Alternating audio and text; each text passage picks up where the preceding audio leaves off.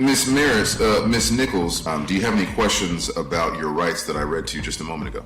Another big update in a shocking case. Former high school biology teacher Maris Nichols, now sitting in front of a judge, now facing more than 24 charges, accused of sexually abusing multiple students at the school she worked at. She's accused of sending explicit videos and even filming explicit videos as well. We have new disturbing details from a grand jury indictment that just came down that now puts this accused bad teacher back behind bars. We're on the case presented by Law and Crime. I'm Chris Stewart.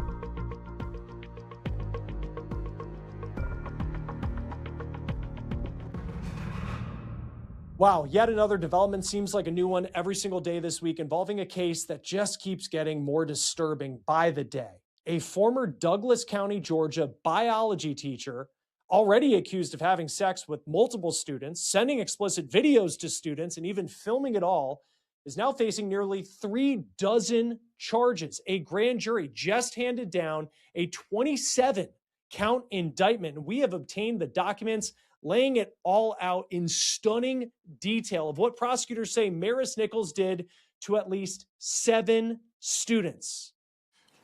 Miss Nichols, because your attorney has indicated that you would like to waive the reading of the warrant, do you have any questions about your rights that I read to you just a moment ago?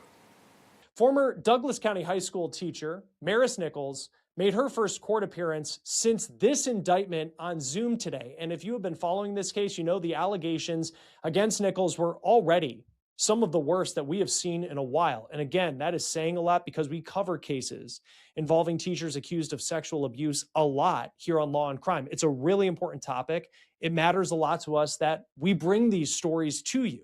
So this one standing out, again, says a lot. But we have learned in court today what's new in this indictment, and it is taking this case to yet another new level. So when we first told you about this story, Maris Nichols was facing 2 charges, and now she's facing 27.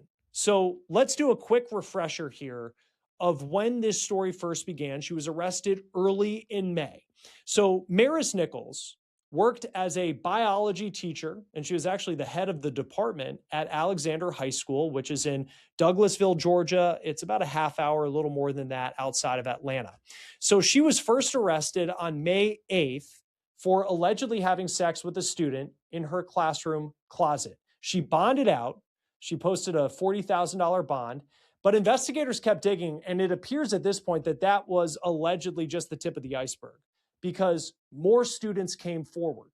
There was a second arrest of Maris Nichols little less than 2 weeks later on May 20th. Prosecutors say that she allegedly sent nude photos and videos to students. She's even accused of using a sex toy on live video calls with minors, and even allegedly showed explicit material to her own minor cousin. Now, after that second arrest on May 20th, her bond was set at $75,000, and she bonded out again. But this time she had strict conditions. And prosecutors say that she violated those conditions allegedly 85 times in 27 days.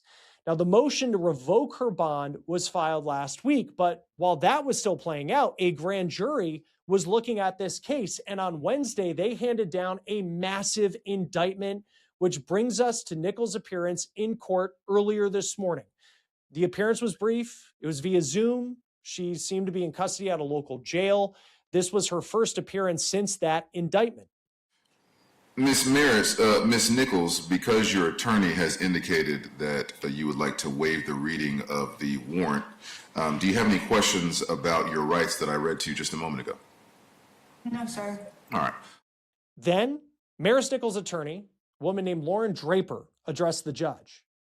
Your Honor, this is an arrest based off of a grand jury indictment arrest warrant that Judge Wallace signed, and now that the case has been indicted by the grand jury, it's our understanding that it is now in the Superior Court's jurisdiction. Mm-hmm. So my client is aware of that. She is aware that Your Honor can only basically let her know what her rights are. We're waiving reading of the arrest warrant. We have a copy of it. So she understands that she's going to have to wait until she sees Judge Wallace, and we actually have motion hearings scheduled for this Monday in front of Judge Wallace. All right. So let's get into what actually landed her back in court and back behind bars, according to this official indictment that was handed down by a grand jury in Douglas County, Georgia. So Maris Nichols is now facing 8 counts of sexual contact by an employee or agent in the first degree. And that is the charge for engaging allegedly in sexual intercourse or explicit sexual conduct with students she had authority over. And the alleged locations, frankly, are just as disturbing as the acts themselves. Prosecutors say that she had sex, allegedly, with a student in her classroom closet. Another incident allegedly took place in the backseat of a black Hummer, which she owns. And another was in the back of a student's truck at a golf course. 5 counts of sexual exploitation of children. And this charge, it's all significant, but this one's very significant as well. The indictment alleges that Nichols, quote, did knowingly assist in creating a video, a visual medium, depicting a minor engaged in sexual intercourse. 3 counts of cruelty to children in the first degree. Prosecutors say she maliciously inflicted cruel and excessive mental pain by exposing minors to sexually explicit conduct and material. Now, you will recall earlier warrants mentioned a video of Nichols wearing a Jesus Loves You sweatshirt. Now, that video appears to be at the center of these charges.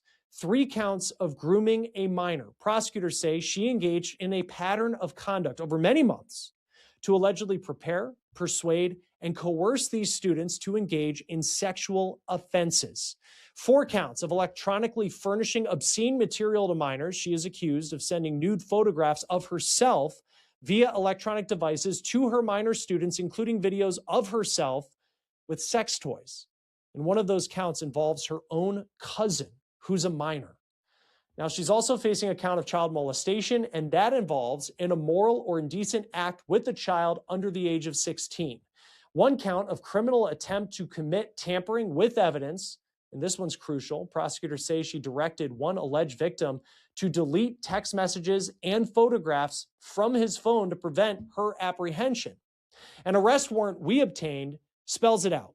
Nichols told this alleged victim to, quote, delete everything off his phone and to lie if he was questioned about the crime of child molestation, of which he was the victim.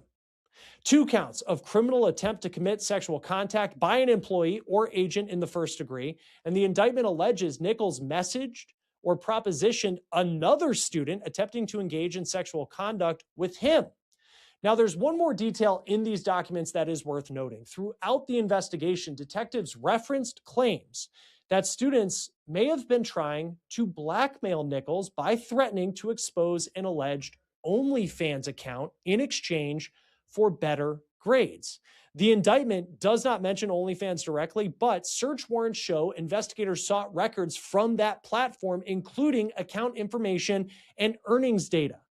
Now, that part of the investigation is clearly ongoing. So, when you add all of it up, at this point, 27 counts, at least 7 alleged victims, incidents that allegedly happened at school, in her car, at a golf course, and even in her own home. And now, jail records show that she was booked into Douglas County Jail, and that is where she is being held without bond. But she is due back in court on Monday for another hearing, and that was originally scheduled to be a bond hearing after prosecutors brought up what they say was 85 times she allegedly violated her bond. We'll see what this means for this case going forward as this investigation is ongoing.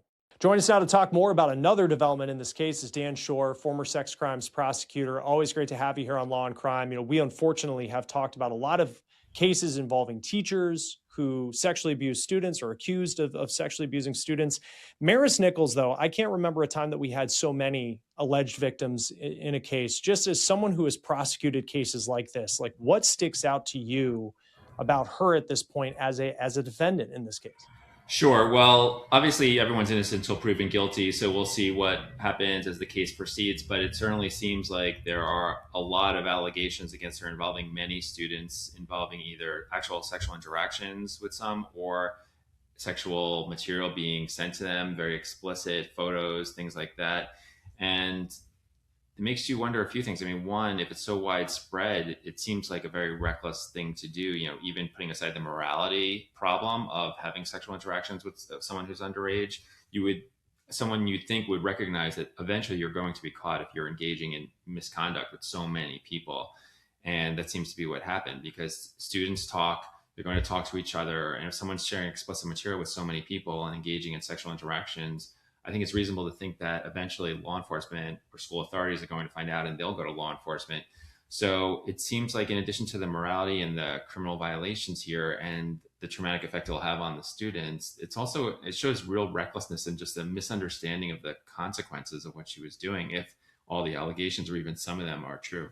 Right. Because, well, and I think that's a good point too, because I was thinking when she was first arrested back like in the first week of May, she was accused of having sex with a student twice. And so there was one alleged victim. And I feel like in a lot of cases we talk about, like, we see people go to prison for a long time just facing that particular allegation. How does the fact and I know we're a long way away from any sort of punishment or anything like that, but when you have 7 victims, like we do in this case, allegedly, the number just went from 6 to 7, like, what's the type of punishment she potentially could be looking at here? Well, you're looking at substantial prison time, because if someone's convicted with more than one victim or even more than one count with the same victim, you can get either concurrent time. Concurrent time means you serve all the sentences together at the same time, or consecutive time, which means that if you get a certain prison sentence for each count or with each victim, they could be one after another after another. And with child sex abuse cases, judges tend to give consecutive time. So if you're talking about 7 victims, and if she's convicted for all 7, a judge may give 7 different prison sentences that follow one after another after another. The feeling from judges, I think correctly,